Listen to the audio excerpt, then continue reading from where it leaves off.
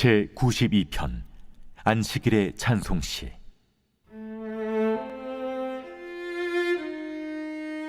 지존자여, 시편금과 비파와 수금으로 여호와께 감사하며 주의 이름을 찬양하고 아침마다 주의 인자하심을 알리며 밤마다 주의 성실하심을 베품이 좋으니이다. 여호와여, 주께서 행하신 일로 나를 기쁘게 하셨으니 주의 손이 행하신 일로 말미암아 내가 높이 외치리이다. 여호와여, 주께서 행하신 일이 어찌 그리 크신지요. 주의 생각이 매우 깊으시니이다.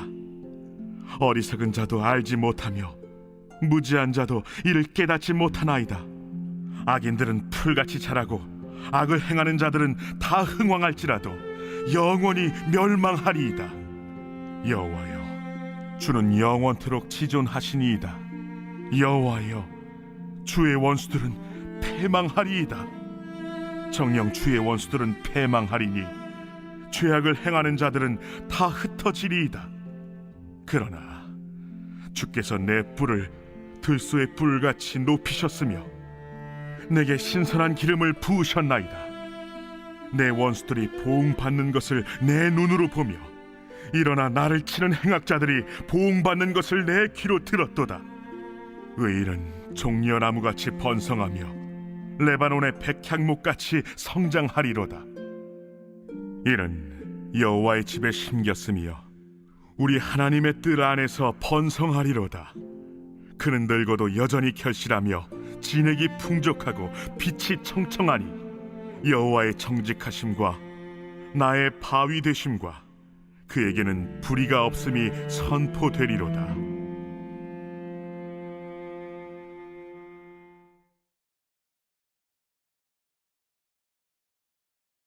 할렐루야. 오늘 우리에게 주신 하나님의 말씀은 시편 92편 1절부터 15절까지 말씀입니다. 오늘 말씀의 제목은 하나님의 뜰 안에 심긴 나무입니다. 오늘 본문인 시편 92편은요, 개인 감사시에 속합니다. 이 시는요, 적들의 패배를 이끌어내신 하나님을 노래하는 시로요, 안식일과 관련된 표제를 지닌 유일한 시편이기도 합니다. 일명 안식일의 찬송시로 불리죠. 이 시는 참 독특하게 시작하는데요, 온갖 악기를 동원하여서 하나님을 찬양함으로 시를 시작합니다. 그리고 1절부터 3절까지 묶여 있어요. 좀 특이하죠? 1절부터 3절까지 말씀 먼저 보시겠습니다. 지존자여, 시편금과 비파와 수금으로 여호와께 감사하며 주의 이름을 찬양하고 아침마다 주의 인자하심을 알리며 밤마다 주의 성실하심을 베풀미 좋으니이다. 아멘. 정말 안식일의 찬송시답게요, 예배의 현장이 그려집니다. 저는 큰 교회에서 찬양 인도자로 오랫동안 사역을 했는데요, 우리 찬양팀이 섬기는 예배 시작 전에는요, 대규모 세팅이 필요했습니다.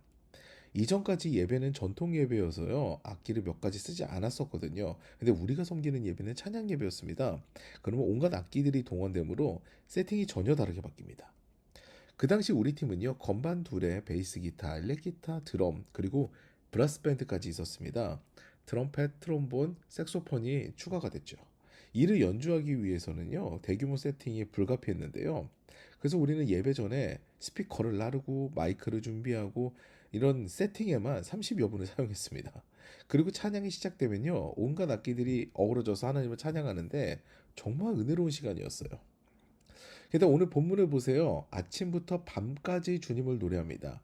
주일에 우리의 예배가 그려지죠. 하루 종일 주님을 찬양하는, 하나님을 하루 종일 높이며 찬양하는 아름다운 예배의 시간이 오늘 그 예배의 현장을 노래하는 것이 바로 이 시편의 서두 부분이 됩니다. 이렇게 하나님을 노래할 수 있는 이유가 무엇이었을까요? 바로 그 4절에 그 이유가 잠깐 등장하는데요. 여호와여, 주께서 행하신 일로 나를 기쁘게 하셨으니 주의 손이 행하신 일로 말미암아 내가 높이 외치리이다. 아멘.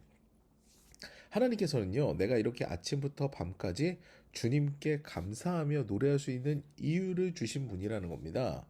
나를 기쁘게 만드신 그 이유, 내가 기뻐하게 만든 그 이유는요, 바로 9절에서 첫 번째로 구체화되는데요. 여호와여, 주의 원수들은 패망하리이다. 정녕 주의 원수들은 패망하리니 죄악을 행하는 자들은 다 흩어지리이다.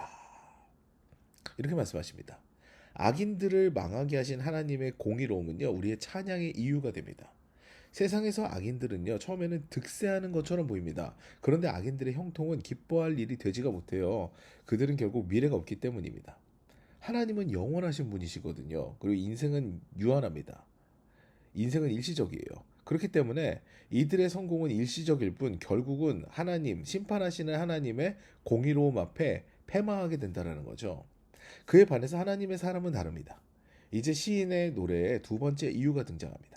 10절 말씀입니다. 그러나 주께서 내 뿔을 들소의 뿔같이 높이셨으며 내게 신선한 기름을 부으셨나이다.